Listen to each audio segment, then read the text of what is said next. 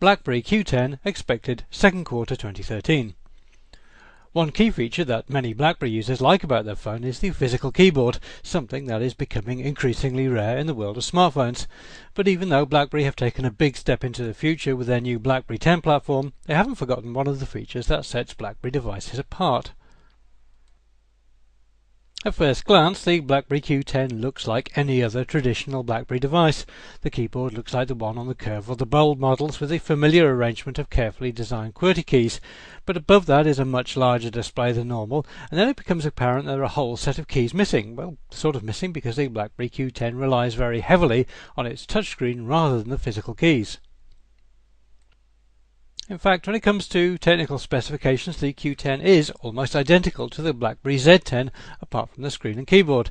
It shares an identical 1.5 GHz dual-core processor with 2 GB of RAM and 16 GB of internal flash storage, an 8 megapixel primary camera, a 2 megapixel secondary one, a micro HDMI port, GPS, NFC, LTE support, plus all the usual smartphone features you would expect.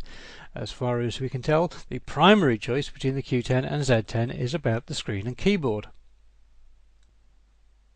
The display is a 3.1-inch 720 by 720 pixel touchscreen panel, which is certainly a step up from the fairly grim one found in the BlackBerry Bold 9900, but it's obviously not as desirable as the one in the Z10.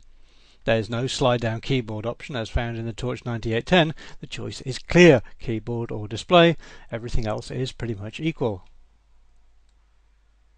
Although it looks like a traditional BlackBerry on the outside, inside this is a completely different beast with a new operating system that actually looks like it belongs in 2013 rather than 2003.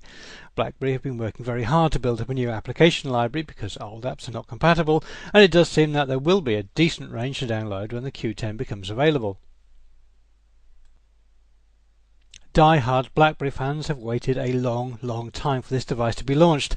Unfortunately for BlackBerry, it's quite likely that many of those fans are now ex-fans instead, but it is likely that the Q10 will at least pick up some interest from those corporate customers still in the BlackBerry ecosystem, and from then on, well, who knows.